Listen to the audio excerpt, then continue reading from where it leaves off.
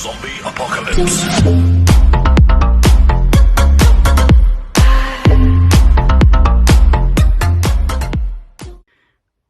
Bonjour les amis, ici DHM Culture, j'espère que tout va bien pour vous. Aujourd'hui les amis, on se retrouve pour une nouvelle vidéo. Aujourd'hui il va s'agir de la nouvelle critique cinéma de la chaîne. Il s'agit de Matrix Résurrection réalisé par Lana Wachowski. Matrix Résurrection réalisé par Lana Wachowski et non avec sa sœur. C'est le premier film solo du duo de réalisatrices qui était anciennement connu sous le nom des frères Wachowski. Le film est sorti. Le film est sorti. Pardon. Le film est sorti le 22 décembre 2022, soit une semaine après Spider-Man No Way Home, et je pense que ça l'a beaucoup desservi pour le box-office. Et il dure précisément 2 heures et 28 minutes. Non, ou pas pour certains. Je vais vous raconter le synopsis du film, pris sur un site spécialisé, comme ça je dis pas de conneries. Donc, physique ou mental, et pour véritablement se connaître lui-même, M. Anderson devra de nouveau suivre le lapin blanc. Ici Thomas, Neo a bien appris quelque chose, c'est qu'une telle décision, quoique illusoire, est la seule manière de s'extraire de la matrice, ou d'y entrer. Bien entendu, Neo sait déjà ce qu'il lui reste à faire. Ce qu'il ignore en revanche, c'est que la matrice est plus puissante, plus sécurisée et plus redoutable que jamais. Comme un air de déjà vu. Cette critique va se dérouler en 2 parties, un peu comme le film. Une partie avec spoiler et une partie sans spoiler. Et on commence tout de suite avec la partie sans spoiler.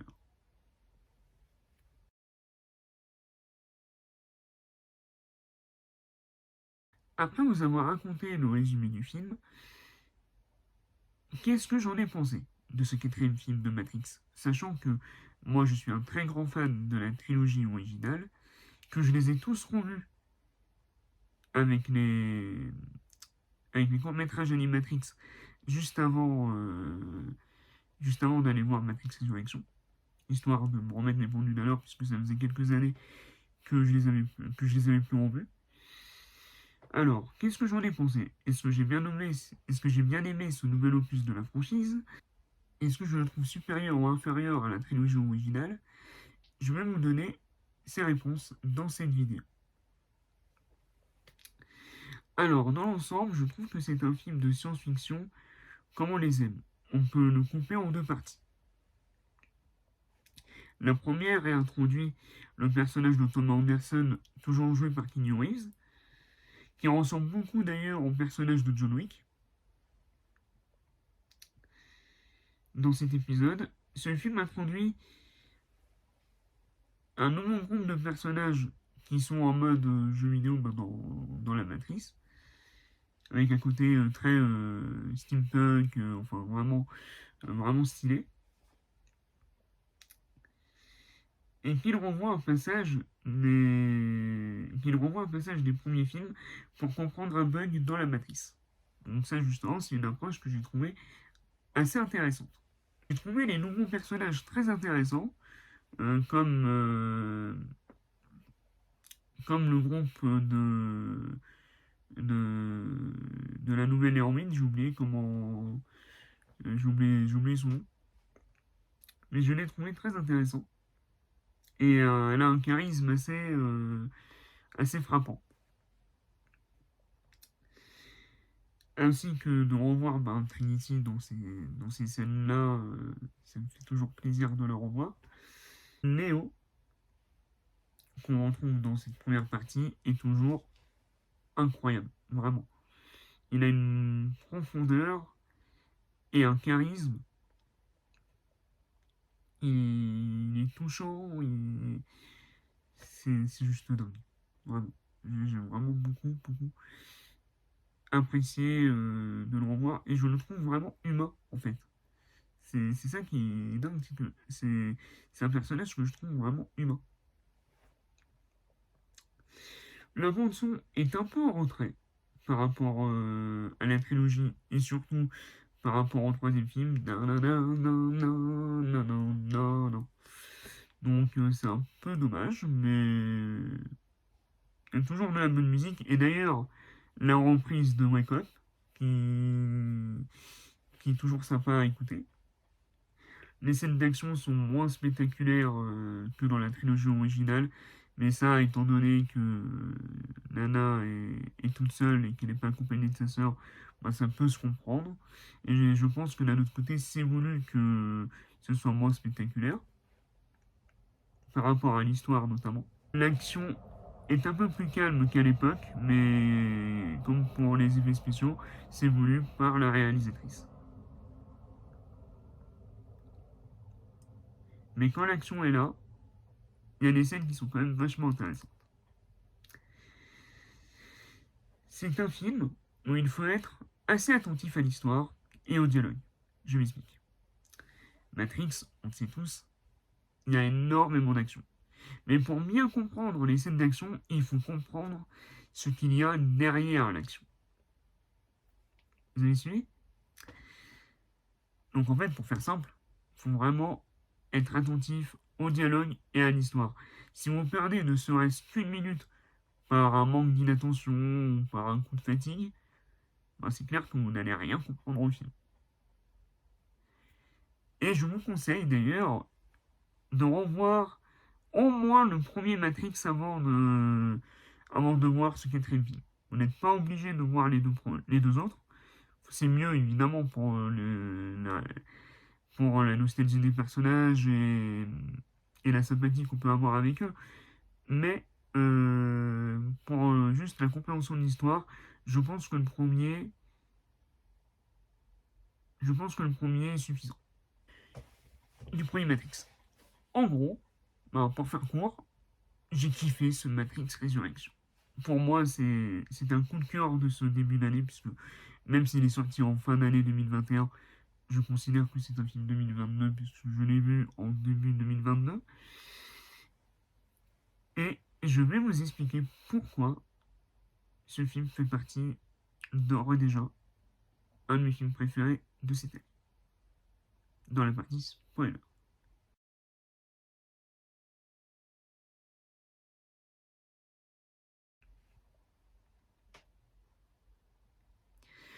Comme je l'ai dit précédemment, le film peut se découper en deux parties.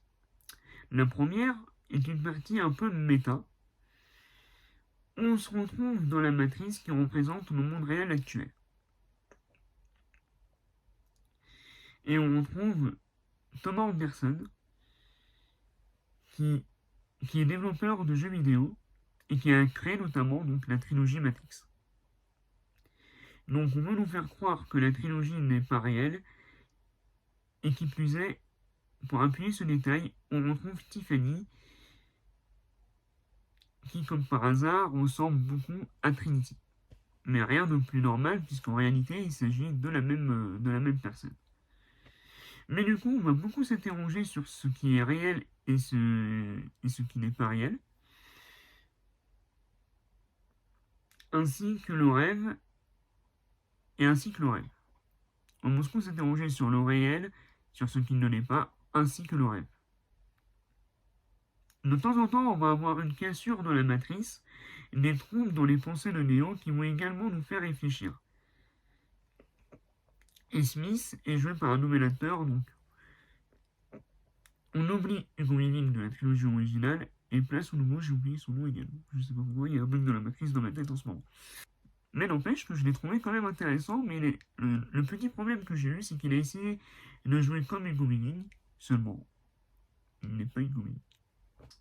Et donc en gros, bah, dans la matrice, il joue le collaborateur, enfin le patron de Thomas Anderson, donc dans la boîte de développement de jeux vidéo.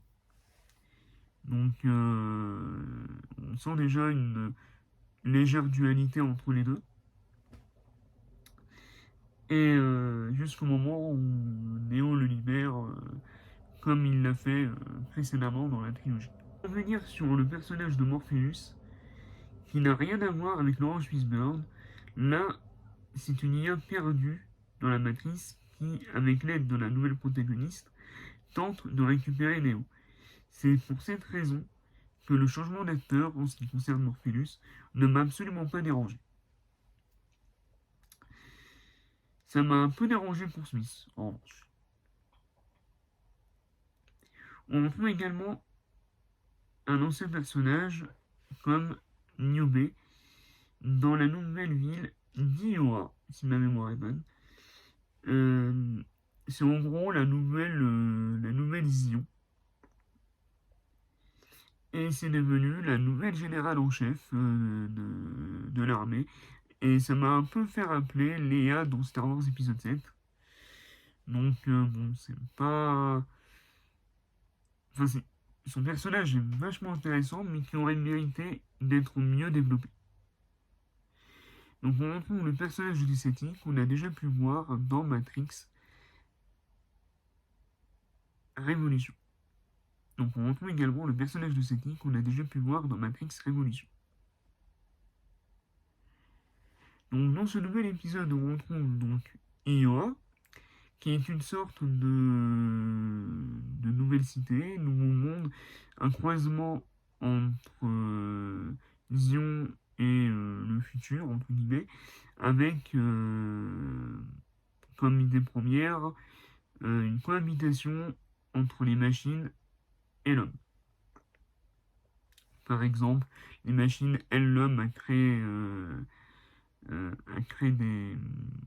la végétation à travers du virtuel, je crois. Enfin, il y a une technologie comme ça. On voit à un moment donné manger une fraise, donc c'était assez intéressant. La scène, elle est assez intéressante. Hum,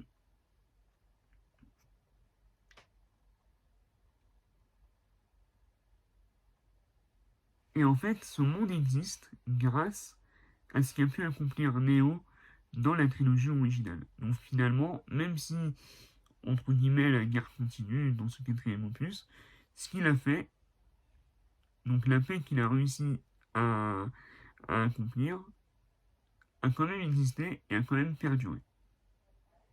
Jusqu'à pour créer ce nouveau monde avec une coexistence entre les hommes et les machines.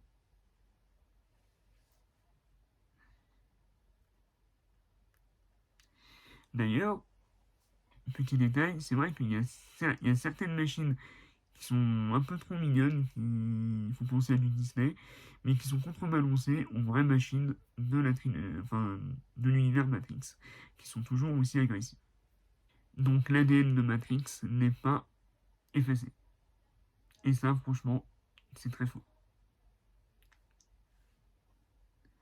Ensuite, plus on avance dans le film, plus on peut penser que c'est un film qui veut parler de la romance entre Neo et Trinity, puisque toute la troisième partie du film, Neo cherche à récupérer Trinity, donc déjà par amour, mais également pour se sauver lui-même. Car Neo dans celui-là n'a pas autant de pouvoir que dans la trilogie originale, mais ses pouvoirs reviennent petit à petit quand il retrouve enfin Trinity. Et Trinity, bah, quand elle se révèle à la fin du film et qu'elle dit je suis Trinity, bah là il y a des frissons. Bon, il y a un petit côté je suis tous les Jedi, mais c'est c'est toujours ça rapporte toujours autant de frissons. Surtout que là c'est vraiment bien fait pour le coup.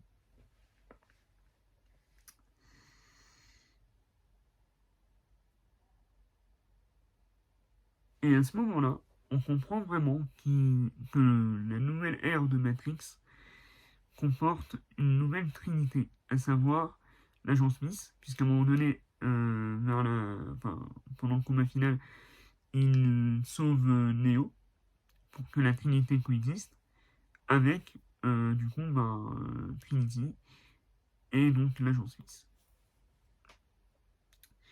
Et je pense que c'est une question qui mérite d'aller encore plus loin euh, dans la suite de cette possible nouvelle trilogie.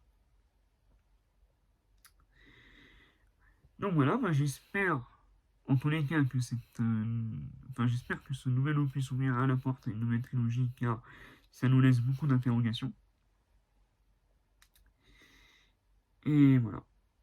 Bon, le petit problème, c'est que, évidemment, ben, étant donné que le film est sorti après No Way Home, euh, il s'est un peu cassé la gueule au box-office. C'est dommage. Mais bon, j'espère que ça suffira quand même à ce qu'il y ait un Matrix 5. Et pourquoi pas Matrix 6. Donc pour conclure cette vidéo, si je devais noter ce film, je lui mettrais la note de 4,5 sur 5. Pour moi, c'est un coup de cœur. J'attends de le revoir quand même pour savoir si ma note va être... euh, enfin, si j'arrive à le réévaluer vers le haut ou vers le bas. Pour moi, c'est un film de science-fiction, un excellent film de science-fiction moderne, qui reprend l'ADN de la trilogie originale, mais qui n'en fait pas un remake, contrairement à certains Scream 2022, qui d'ailleurs je vais sûrement faire une critique prochainement. Là, c'est écrit de manière très intelligente et très bien mise en scène. Avec une belle image, de belles scènes d'action, même si c'est moins spectaculaire qu'avant. Mais on s'en fout, ça reste quand même très joli à voir.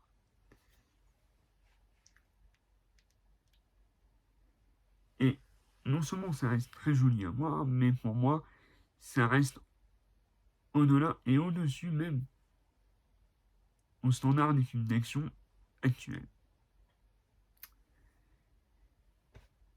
Voilà, c'était DSM Culture, vive les films, vive les comics, et vive Matrix.